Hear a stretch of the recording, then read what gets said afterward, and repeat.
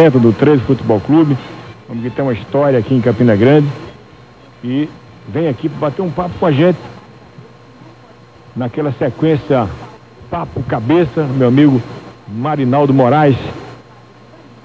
Se tiver a vinheta aí, vamos começar. Papo Cabeça, Papo Cabeça, Papo Cabeça, Papo Cabeça.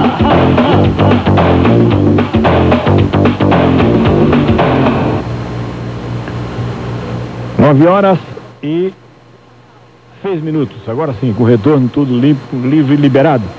Henrique, prazer, boa noite. Prazer recebê-lo aqui no nosso debate na Gaturité.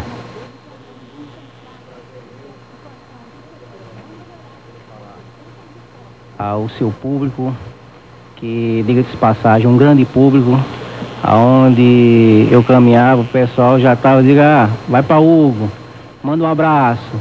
E aí, se eu fosse dar um abraço para todas as pessoas que me pediram, eles transformar aqui num show da Xuxa.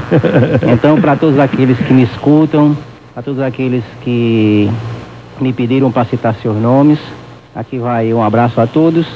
E repetindo, é uma grande alegria poder estar aqui, Hugo, com você essa noite.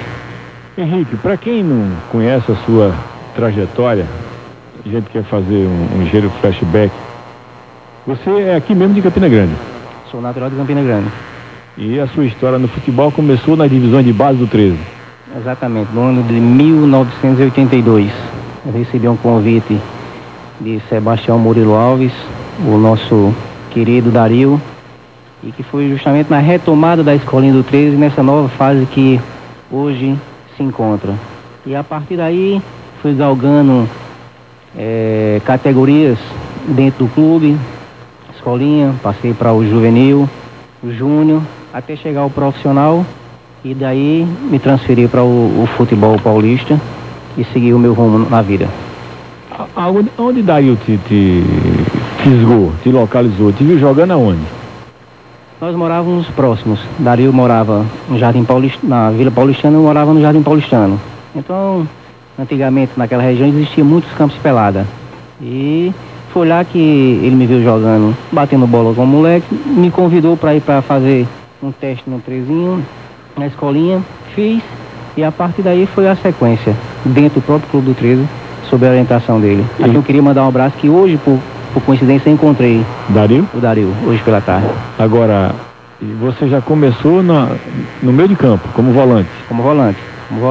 Já entrou ali naquela posição, não arriscou outro não? Não, até porque a minha característica é bem própria disso. Eu era um jogador que não tinha uma complexão física muito grande, tinha uma leveza para marcar bem, e eu acho que foi era o ponto de equilíbrio. E você já tinha uma característica do volante moderno, você saía para jogar. Isso aí é interessante, essa sua observação, que talvez tenha me custado pela minha postura de ser um volante que jogava ofensivamente.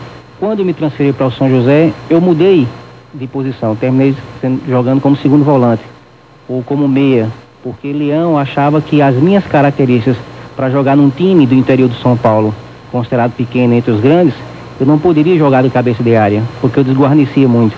Então ele me colocou um pouco mais à frente, justamente para tentar usar essa minha característica, que aqui daria para você conciliar, mas infelizmente o futebol paulista, fosse um futebol mais obrigado, mais determinado, um futebol mais disciplinado, talvez essa minha característica como volante deixaria a defesa desprotegida. E com pouco tempo, com quanto tempo você se tornou profissional no 13?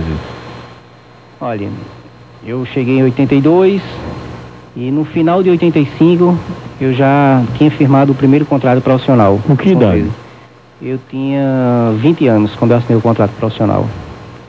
Passei final de 85, disputei o Campeonato Paraibano e Brasileiro de 86, 87, e no final de 87 eu me transferi. 86 foi aquela campanha que o 13 fez, né, para poder se classificar para a Série A do Brasileiro. Correto. E até, pegando essa deixa sua, eu queria até fazer um comentário em relação a esse ano especificamente. Porque se você chegar a pegar para qualquer torcedor do Botafogo de João Pessoa, pergunta ele qual foi a maior façanha que o Botafogo construiu na sua história, todo mundo vai dizer, foi vencer o Flamengo por 2-1 no Maracanã. E nesse ano de 86 nós conseguimos fazer uma façanha com o 13 que hoje não é lembrada, nem pela torcida, nem muito menos pelas aquelas pessoas que fazem a história do futebol paraibano, que foi o 13 vencer dentro da Vila Belmiro o Santos, de 1-0. 1-0. Quer dizer, então é uma coisa histórica. Talvez essa oportunidade, se vier a se repetir, vai demorar muito a acontecer isso. E foi jogando, disputando um campeonato de primeira divisão. E nós conseguimos fazer essa fação. O time do Santos, um belíssimo time, que tinha Rodolfo Rodrigues, um extraordinário goleiro. Tinha Dunga, que é o treinador da seleção, jogando no Santos. E que muitas vezes as pessoas valorizam. E foi uma fase que nós conseguimos ganhar do São Paulo aqui. O São Paulo com um time que talvez tenha sido um dos mais competentes da história do São Paulo, que era justamente Gilmar, Zé Teodoro. Eu não me lembro da escalação, porque realmente era um time que, além de conquistar títulos, permaneceu muito tempo jogando juntos.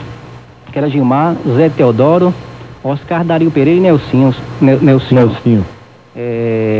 Bernard, Silas e Pita. Pita jogava pra caramba. Miller, Careca não veio porque foi receber a bola de ouro em Roma, jogou Manu e Cid na ponta esquerda. E nós conseguimos vencer esse time. 1-0. São Paulo 1-0. Gol de Dão. Gol de Dão. E nesse mesmo ano conseguimos vencer a Ponte Preta, conseguimos vencer o Bangu. Nesse dia do Bangu, quem fez o gol fui eu. Quer dizer, então, e nós disputávamos a primeira divisão do Campeonato Brasileiro. E é justamente isso que a torcida, muitas vezes, precisa ter conhecimento dessa história.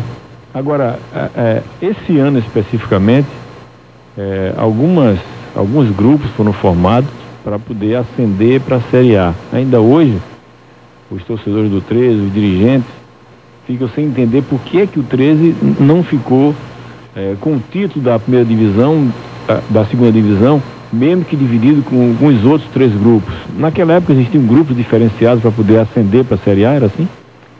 Olha, em 87 especificamente, no final de 86, começou aquela divisão entre o grupo verde e o amarelo. E no final do campeonato de 86 já tinha clara essa divisão.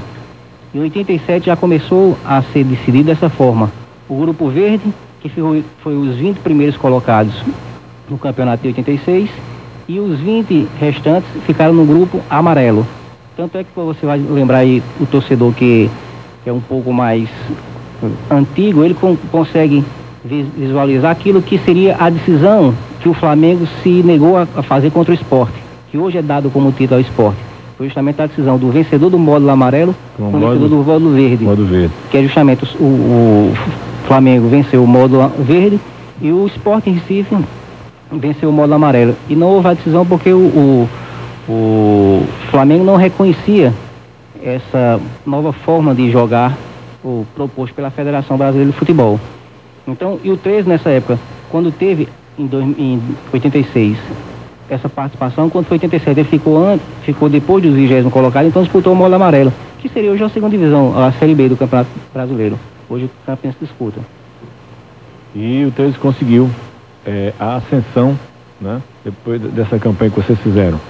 Foi. Nesse mesmo ano de 86, nós passamos por um processo seletivo, onde nós tivemos jogos memoráveis de situações hilárias que passamos jogando no Maranhão, por exemplo, jogando em Juazeiro, na Bahia, e aí conseguimos justamente essa ascensão para a primeira divisão do futebol brasileiro. E o primeiro jogo que nós fizemos da primeira divisão de 86 foi contra o Santos. Vencemos o Santos no domingo, na quarta-feira jogamos contra o Palmeiras. Foi a estreia? Foi a estreia. Fora de casa. Fora de casa. E jogamos contra o Palmeiras na quarta-feira. E aí não fomos tão bem, em função de vários aspectos que aconteceram durante o jogo, mas pelo menos o 13 começou já de uma situação de adversidade quando formou o time com Carabina, mas conseguiu se equilibrar durante a competição e conseguiu chegar à ascensão da primeira divisão do Campeonato Brasileiro, à época. Eu me lembro que nas primeiras rodadas desse Campeonato Brasileiro, o 13 ficava entre os 4 e 5 na classificação, né, desse campeonato, da performance que vocês tiveram naquela competição. Realmente nós tínhamos um time bastante equilibrado. Nós tínhamos uma defesa